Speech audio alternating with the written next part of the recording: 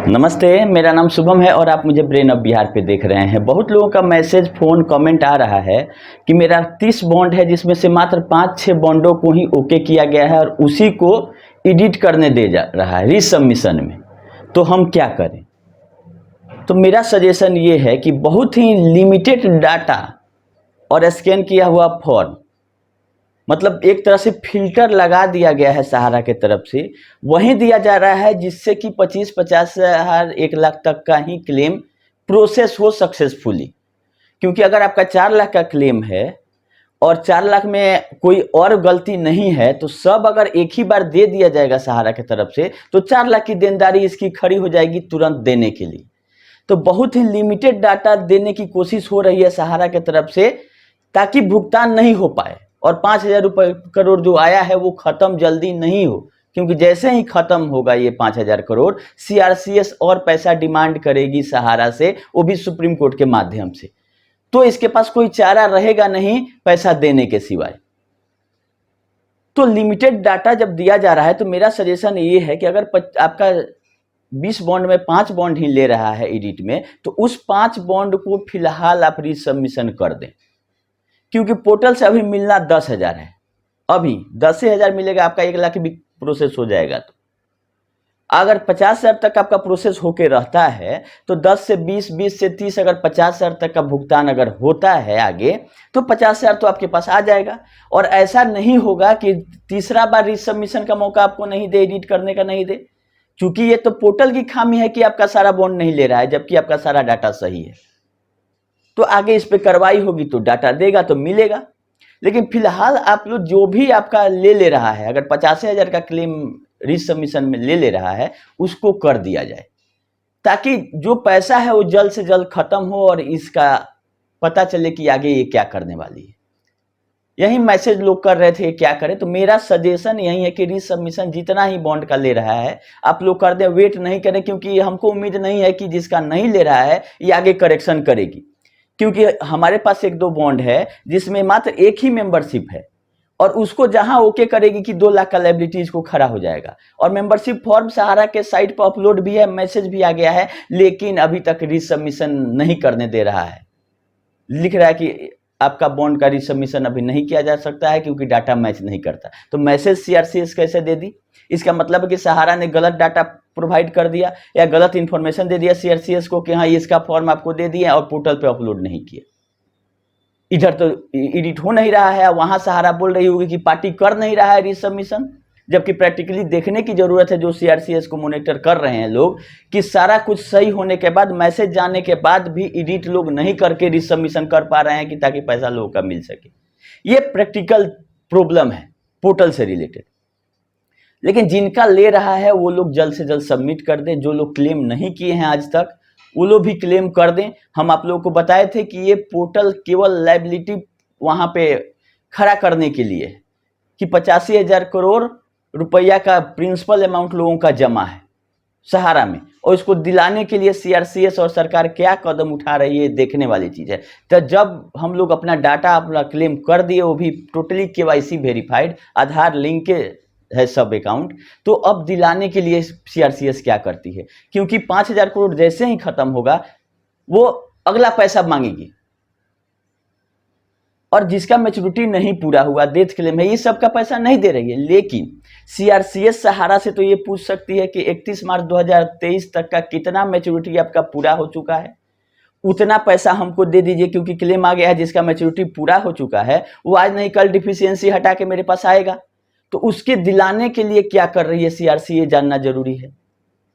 Joining point का कुछ आता पता नहीं है, सहारा ने कहीं अभी कुछ ऑफिशियल नहीं बोला कि हम क्या करेंगे। हाँ, पोर्टल से ज्वाइनिंग पॉइंट का भुगतान नहीं हो रहा है, तो पोर्टल से बहुत चीज का भुगतान नहीं हो रहा है, तो इसलिए घबराने वाली कोई बात नहीं है। हम लोग ज्वाइनिंग पॉइंट ऐड करने के लिए इसलिए बोले थे कि लायबिलिटी दिखे पोर्टल पे कि इतना का लायबिलिटी है, वो दिख गया है। और बाद में ये पता चला सहारा को चाहे सीआरसीएस को कि सारे लोग क्लेम कर देंगे इतना, तो अब जाके बहुत सारा क्राइटेरिया लगा दिया गया है कि आपका मैच्योरिटी पूरा नहीं हुआ होगा है अभी तक, तो नहीं ले रहा है क्लेम। पहले ये क्राइटेरिया नहीं था जिसका हम लोग फायदा उठा के अब क्लेम सारा करवा दिए। मिले नहीं मिले से कोई मतलब, हमारा जो जमा किए जो अप्लाई किए उसका 1,000-2,000 लगा, नो डाउट, लेकिन तीसरा कोई रास्ता नहीं था प्रूफ करने के लिए कि हम लोग जेन्युइन डिपोजिटर हैं और सहारा में 1 लाख करोड़ रुपया प्रिंसिपल अमाउंट लोगों का जमा है, जो कि डबल हो गया है, सबका लमसम डबल तो हो ही गया है। तो इस तरह से 2 लाख करोड़ की लायबिलिटी हुई। हम मैच्योरिटी हो सकता है 1 साल 2 साल आगे पूरे, लेकिन जब सहारा ने ब्रांच बंद करके और रफू चक्कर हो गई है तो भुगतान होगा कैसे मैच्योरिटी 2026 में पूरेगा? तो ये सोचने वाली बात है। और बहुत लोग बोल रहे हैं कि सितंबर तक वेट कीजिए, जाटुकार और ज्ञानदानी लोग। कितना सितंबर आया और गया, कुछ हुआ नहीं। खैर वेट करने में जाता क्या है, हम लोग तो दिसंबर तक वेट करेंगे क्योंकि पोर्टल का दिसंबर तक का टाइमिंग है और सहारा से भी विवाद सितंबर में डेट है उसका।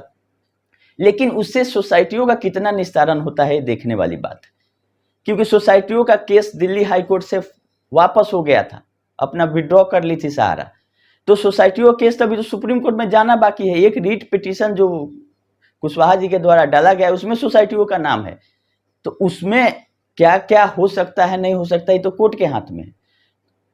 जो विवाद होगा सहारा सेबी का निस्तारण, उससे सोसाइटियों का कुछ ज्यादा फायदा होते हुए नहीं दिख रहा है। हाँ, मूर्खदानियों को ये लगता है कि सहारा सेबी खत्म होगा और सहारा आके पैसा देना शुरू कर देगी।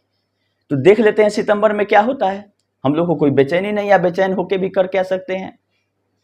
लेकिन कितना सितंबर आया गया कोई बोलने वाला नहीं है सुब्रत राय सहारा के मरने के बाद, क्योंकि जब पैसा उठाना था तो लोगों को मोटिवेट करने वो आते हैं कि काम जारी रहिए, मार्केट से कलेक्शन करते रहिए। और पैसा उठ नहीं रहा है तो कोई लायबिलिटी देने के लिए कोई आगे नहीं आ रहा है। लेकिन अभी सुप्रीम कोर्ट में सोसाइटियों का केस जाना बाकी है। अगर लिक्विडेशन का भी ऑर्डर देती है सीआरसीएस कि हाँ ये इनका इतना क्लेम है और नहीं ब्रांच से दे पा रहे हैं, तो उसको चैलेंज करेगी ये Delhi high court. Delhi high court से फिर सुप्रीम कोर्ट, तभी लंबा लड़ाई लड़ेगी। अभी सहारा को आप लोग जो जाने वो तो जान गए हैं, जो नहीं जाने वो ये जान लीजिए कि अभी दिल्ली हाई कोर्ट से होते हुए सुप्रीम कोर्ट कोई नया मामला जा सकता है सोसाइटियों का के लिक्विडेशन और पेमेंट के लिए। वो तो एक पीआईएल में सरकार ने इतना ज्यादा लोग क्लेम किया था तो एक रास्ता बना दिया था कि 10,000 20,000 देते हैं कि इलेक्शन में लोग शांत रहेंगे।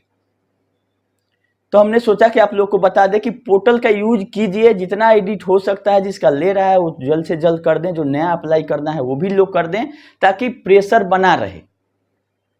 और इसका डाटा सप्लाई जो है बहुत ही लिमिटेड और चालाकी से किया जा रहा है सहारा की तरफ से सीआरसीएस को, कि हम उस हिसाब से डाटा दें कि थोड़ा थोड़ा पैसा जाए और सरकार को लगे कि सहारा काम कर रही है। सारा स्कैन किया हुआ डॉक्यूमेंट सहारा के ऑफिस से लोग देख के बता रहे हैं कि हाँ ये स्कैन किया हुआ है और पोर्टल को नहीं दिया गया है।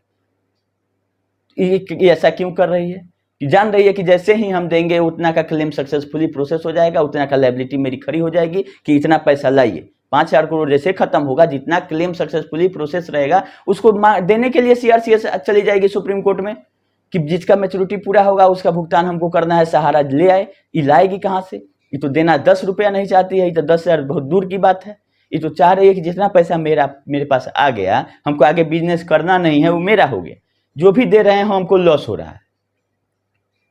खैर ज्यादा दिन नहीं है, सितंबर भी दिसंबर भी अब जल्द ही आएगा।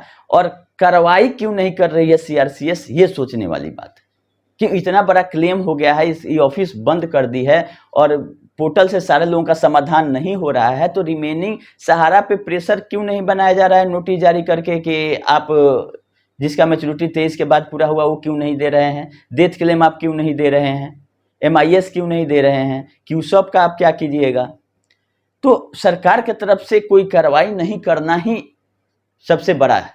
अगर कार्रवाई होती तो डाटा भी सप्लाई होता और लोगों का पैसा भी मिलता। ऐसा नहीं है कि सहारा के पास 0 रुपया है, पैसा है लेकिन देने के लिए नहीं। जो कस्टमर से इन्होंने लिया है वो देना नहीं चाहती है।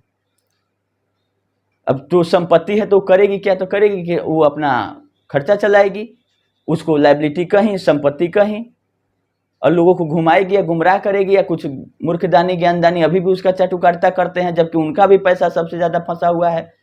तो उन लोगों को क्या फायदा है हमको नहीं समझ में आता है कि अभी भी वो कर रहे हैं ऐसा, जबकि हम लोग खुलेआम पब्लिक प्लेटफॉर्म पे बोल रहे हैं कि सहारा ने ये गबन किया है, जिसका जांच सीरियस फ्रॉड इन्वेस्टिगेशन ऑफिस कर रही है।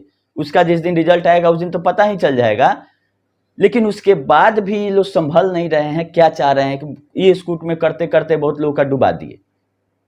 फिर ऐसा कोई कहीं नहीं हो कि कोई नया कंपनी, नया सोसाइटी, नया कुछ ऐसा बना के और पब्लिक को गुमराह करके कुछ पैसा ये उठा ले। और ये लोग उठवा देंगे जो इसके चटुकार है। तो आप लोग को बचना है। हम लोग अगर कहीं भी कुछ नया कुछ पता चले तो जो आप लोग बताइए कि ऐसा करने जा रही है, हम लोग उसका बढ़िया से रिसर्च करके आप लोग तक बता देंगे और इसको उठाने नहीं देंगे फ्यूचर में। ये भी है, क्योंकि जब तक पुराना पैसा आप दे नहीं देते हैं तब तक नया कुछ भी नहीं है। और एजेंट लोगों को भी काम नहीं करना चाहिए जब तक कि पुराना भुगतान नहीं हो जाए, तब तक कोई नया कोई स्कीम नहीं, कहीं कुछ नहीं करना चाहिए। खैर जैसा रहेगा हम फिर आप लोग को बताते रहेंगे। आप लोग पोर्टल पे अपना रिसबमिशन जारी रखिए। अभी के लिए इतना ही, धन्यवाद।